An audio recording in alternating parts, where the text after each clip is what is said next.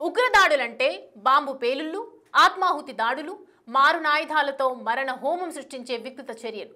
కానీ ఇప్పుడు వీటన్నింటికీ కాలం చెల్లినట్లే కనిపిస్తోంది. అలజడి సృష్టించేందుకు ఉగ్రవాదులు కొత్త దారులు వెతుకుతున్నారు. ఎంతకు తెగించారంటే విష ప్రయోగాలతో వేల మందిని మట్టుబెట్టే దిశగా అడుగులు వేస్తున్నారు. హైదరాబాద్లో దొరికిన terrorist doctor Ahmed Mohiuddin ricin తయారు చేసి జనాలను చంపాలనుకోవటం ఏంటి? భారీ ఎత్తున అమోనియం నైట్రేట్ సేకరించి వందలాది మంది ప్రాణాలు తీసేందుకు వేసిన స్కెచ్ ఏంటి? అసలు మన చుట్టూ ఏం జరుగుతోంది?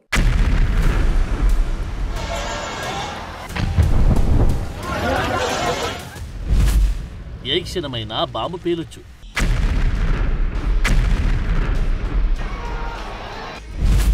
ఎక్కడైనా ఉగ్రదాడి జరగొచ్చు.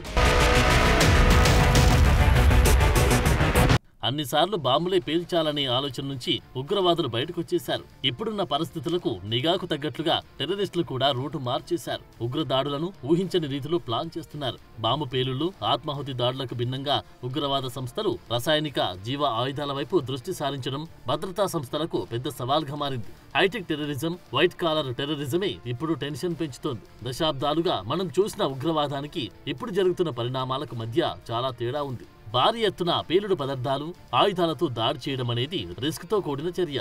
ఎక్కువ మంది వ్యక్తులు అవసరమయ్యే వ్యవహారం. కానీ ఇప్పుడు టెర్రరిజం మాడ్యూల్స్ తెలివైన వారిని, స్టూడెంట్స్ ని, డాక్టర్లని, కెమిస్ట్రీ పరిజ్ఞానం ఉన్న వారిని ఎంపిక చేసుకుని మరీ వారిని రాడికలైజ్ చేస్తున్నారు. సైలెంట్ గాని వేలాది మంది ప్రాణాలు తీసే స్లో పాయిజన్ మార్గాలను అన్వేషిస్తున్నాయి. Gujarat anti terrorism squad arrest చేసిన హైదరాబాద్ డాక్టర్ అహ్మద్ మొయినుద్దీన్ ఎపిసోడే ఈ సరికొత్త ఉగ్రవాద వ్యూహానికి బిగ్ ఎగ్జాంపుల్. వీడు పన్నిన కుట్ర గురించి తెలిస్తే ఒళ్ళు జల్దరిస్తోంది. టెర్రరిస్ట్ మొయినుద్దీన్ ప్రపంచంలోనే అత్యంత ప్రమాదకరమైన జీవ రసాయన విషయాల్లో ఒకటైన రైసిన్ ని తయారు చేసేందుకు ప్రయత్నించారు. ఈ రైసిన్ ని సాధారణంగా ఆముదం గింజల నుంచి వెలికితీసే ఓ ప్రోటీన్. కేవలం కొన్ని మిల్లీగ్రాముల రైసిన్ కి వేలాది మందిని చంపగలిగే కెపాసిటీ ఉంది. చైనాలో ఎంబీబీఎస్ చదివిన మొయినుద్దీన్ ఆముదం గింజలు, ఎసిటోన్స్, క్రషర్స్ సాయంతో ప్రమాదకరమైన రైసిన్ పాయిజన్ తయారు చేసేందుకు ప్రయత్నాలు మొదలుపెట్టాడు. ఇందుకోసం ఓ అండర్ గ్రౌండ్ ల్యాబ్ ను నడుపుతున్నట్లు ఏటీఎస్ అధికారులు తెలిపారు. కెమిస్ట్రీలో తన పరిజ్ఞానాన్ని ఉపయోగించి రైసిన్ తయారీకి అవసరమైన రసాయనాలు, పరికరాలు, ఆముదం గింజల కేక్ లాంటి వాటిని కొనుగోలు చేశాడు. ప్రసాదంలో రైసిన్ కలిపిన విష ప్రయోగం ద్వారా వేలాది మంది జనాలను చంపేందుకు కుట్ర పన్నారనే అనుమానాలున్నాయి. ఇందుకోసం ఢిల్లీలో రద్దీగా ఉండే మార్కెట్లు, అహ్మదాబాద్, లక్నోలోని సున్నితమైన కార్యాలయాలు, ఆలయాలు, మతపరంగా ప్రాధాన్యమున్న ప్రాంతాలను లక్ష్యంగా చేసుకోవాలని వీడు భావించినట్లు ఏటీఎస్ అధికారులు తెలిపారు. రైసిన్ ను ఆహార పదార్థాలు, రద్దీ ప్రదేశాలు వ్యాప్తి చేసి పెద్ద ఎత్తున మారణ హోమం సృష్టించడమే లక్ష్యంగా పెట్టుకున్నాడు. రైసిన్ తయారు చేస్తున్న హైదరాబాద్ టెర్రరిస్ట్ డాక్టర్ అహ్మద్ మొయినుద్దీన్ దాన్ని ప్రయోగించడానికి పాకిస్తాన్ నుంచి ఆదేశాల కోసం ఎదురు చూస్తున్నట్లు దర్యాప్తులో తేలింది. మొయినుద్దీన్ గతంలో రెస్టారెంట్ బిజినెస్ చేశాడు. అక్కడే ఆముదం గింజలను ఉంచేవాడని, వాటిని రైసిన్ తయారీకి వాడినట్లు అధికారులు చెప్పారు.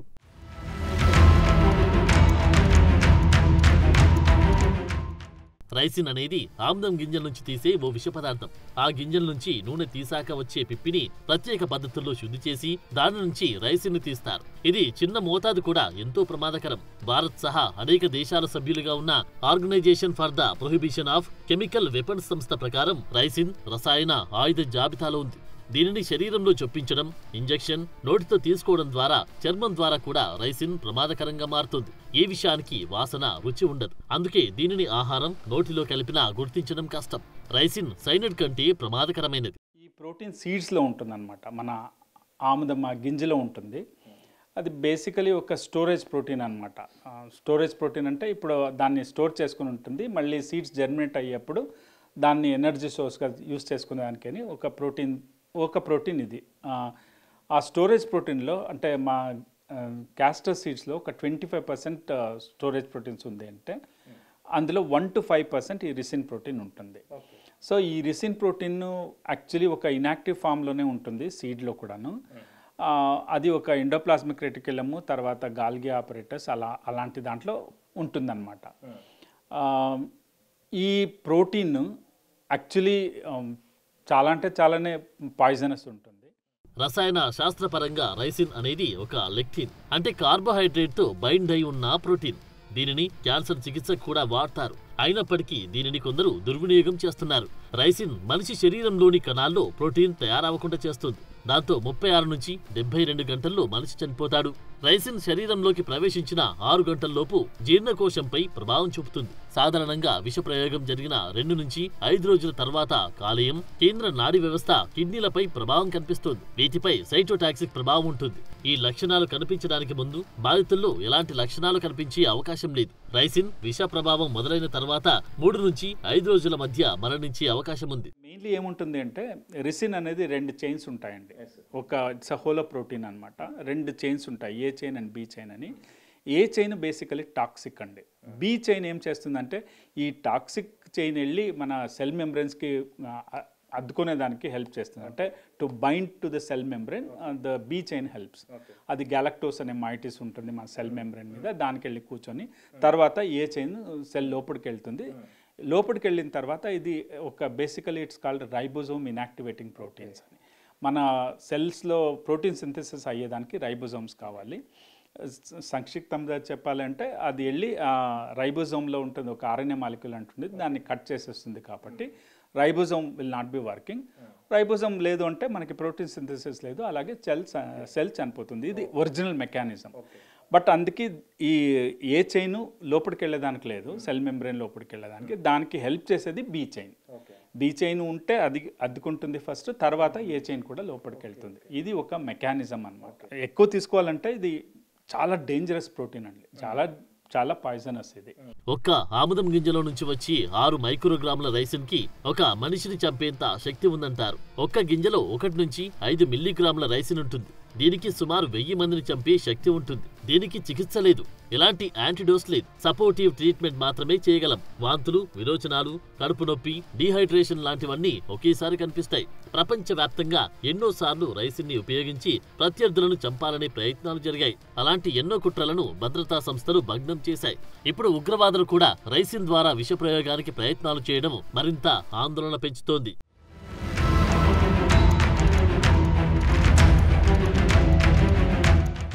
ఫరీదాబాద్ టెర్రర్ మాడ్యూల్లో రైసిన్ పాయిజన్ ఒక్కటే కాదు, అమోనియం నైట్రేట్ కెమికల్ కూడా ఇప్పుడు హాట్ టాపిక్గా మారింది.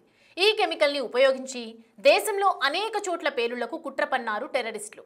అమోనియం నైట్రేట్ అక్రమ నిల్వలు దేశాన్ని ప్రమాదంలో పడేస్తున్నాయా? వీటి ద్వారా ఎప్పటికైనా ఉగ్రముప్పు పొంచి ఉంటుందా? 2900 కిలోల అమోనియం నైట్రేట్ని ట్రేస్ చేయకపోయి ఉంటే నష్టం ఢిల్లీ పేలుళ్లని మించి ఉండేదా?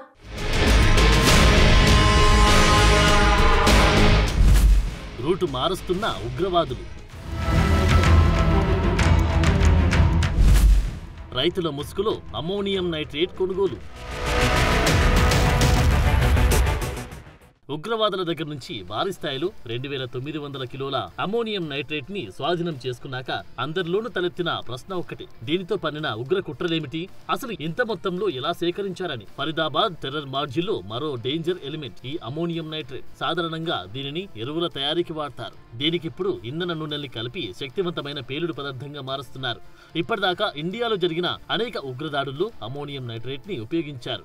ఎన్నో ఉగ్ర కుట్రలను భగ్నం చేసినప్పుడు దర్యాప్తు సంస్థలు భారీగా అమోనియం నైట్రేట్ ని స్వాధీనం చేసుకున్నాయి. 2019 పుల్వామా ఉగ్రదాడిలోనూ అమోనియం నైట్రేట్ ని వాడారు. అమోనియం నైట్రేట్ పంటలకు వేస్తే ప్రాణం పోస్తుంది. అదే అమోనియం నైట్రేట్ డీజిల్ లాంటి ఆయిల్స్ తో కలిస్తే ప్రాణాలు తీసే ఆయుధంగా మారుతుంది. ఇదొక ఆక్సిడైజర్, గాలి లేకుండానే మండుతుంది. టెంపరేచర్ 170 డిగ్రీలకు చేరితే ఆటోమేటిక్ గా పేలిపోతుంది. డీజిల్, చెక్క పొడి, గంధకం, రాగి లాంటి వాటితో కలిస్తే 100 డిగ్రీల సెల్సియస్ లోనే పేలుతుంది. దీనిని బట్టి అమోనియం నైట్రేట్ ఎంత డేంజరో అర్థం చేసుకోవచ్చు.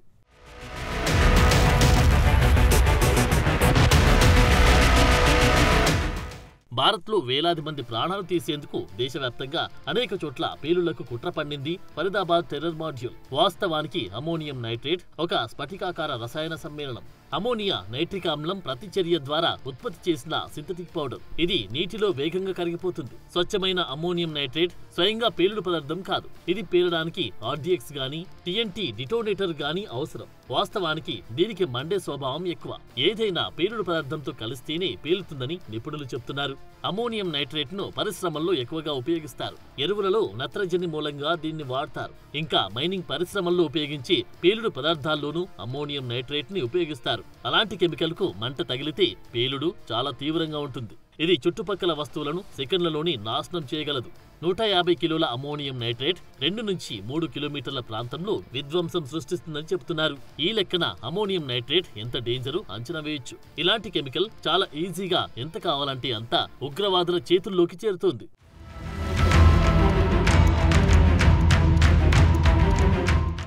భారత్లో ఏడాదికి 1,20,000 టన్నుల అమ్మోనియం నైట్రేట్ దిగుమతవుతుంది. దీనిని నిల్వ చేసే 80% గోదాములు రూల్స్ బ్రేక్ చేస్తున్నట్లు రిపోర్టులు చెబుతున్నాయి. ఏపీ, తమిళనాడు, మహారాష్ట్రలో అత్యధిక అమ్మోనియం నైట్రేట్ నిల్వలున్నాయి. పోర్ట్ల పక్కనే గోదాములున్నట్టు తెలుస్తోంది. ఒక్క గోదాములో 300 టన్నుల వరకు మాత్రమే నిల్వ చేయాలి. డీజిల్, చెక్క, గ్యాస్ లాంటి మండే స్వభావం ఉన్న పదార్థాల నుంచి 1/2 కిలోమీటర్ దూరంలో ఉంచాలి. గోదాములో టెంపరేచర్ 32 డిగ్రీలకు మించి ఉండకూడదు. కూలర్, వాటర్ స్ప్రింక్లర్లు కంపల్సరీ. అమ్మోనియం నైట్రేట్ ని చెక్క షెడ్లో కాకుండా కాంక్రీట్ గోదాంలోనే నిల్వ చేయాలి. ప్రతి 3 నెలలకోసారి ప్యూరిటీ టెస్ట్ చేయాలి. అది కూడా 99.5% ప్యూర్ గా ఉండాలి. PESO లైసెన్స్, ఎక్స్ప్లోజివ్స్ ఇన్స్పెక్టర్ ఆమోదం ఖచ్చితంగా ఉండాలి. లేకపోతే జైలు శిక్షతో పాటు 5 లక్షల జరిమానా విధిస్తారు. ఇండియాలో అమ్మోనియం నైట్రేట్ కి సంబంధించి కొత్త నిబంధనలు అమల్లోకి వచ్చాయి. డై అమ్మోనియం ఫాస్ఫేట్ లో అమ్మోనియం నైట్రేట్ ని కలపడం నిషేధం. ఎరువుల కంపెనీలు దీనిని డై చేయాల్సి ఉంటుంది. ఒక్కో బ్యాగ్ కి QR కోడ్, బ్యాచ్ నెంబర్ తప్పనిసరి. రైతులకు 25 కిలోల కంటే ఎక్కువ ఇవ్వకూడదు. భారత ప్రభుత్వం ఎక్స్ప్లోజివ్స్ యాక్ట్ కింద 2012లో అమ్మోనియం నైట్రేట్ కి సంబంధించిన రూల్స్ ని ప్రకటించింది. ఈ నిబంధనల ముఖ్య ఉద్దేశం పేలుడు పదార్థాలు, దొంగతనం, ఉగ్రవాదులు వాడకుండా చూసుకోవడమే. అయినప్పటికీ టెర్రరిస్టులు 100 కిలోల అమ్మోనియం నైట్రేట్ ని సేకరించడమే ఇప్పుడు చర్చనీయాంశం మారింది. ఈ పరిణామాలు భద్రతా సంస్థలకు కొత్త సవాళ్లను విసురుతున్నాయి.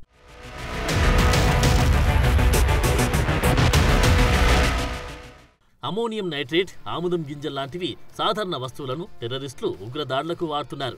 అందువల్ల ఈ పదార్థాల సప్లై చైన్ ని పర్యవేక్షించడం కష్టమవుతుంది. ఈ తరహా ఆధునిక ఉగ్రదాడులకు చెక్ పెట్టేందుకు నిఘా సంస్థలు టెక్నికల్ గా, మానవ వనరుల పరంగా మరింత బలోపేతం కావాల్సిన అవసరం ఉంది. దేశ భద్రత విషయంలో ఇలాంటి కుట్రలను ముందుగానే భగ్నం చేయడం మంచిదే అయినప్పటికీ ఇవన్నీ మన చుట్టూ ఇంకా ప్రమాదం పొంచి ఉందనే విషయాన్ని తెలియజేస్తున్నాయి.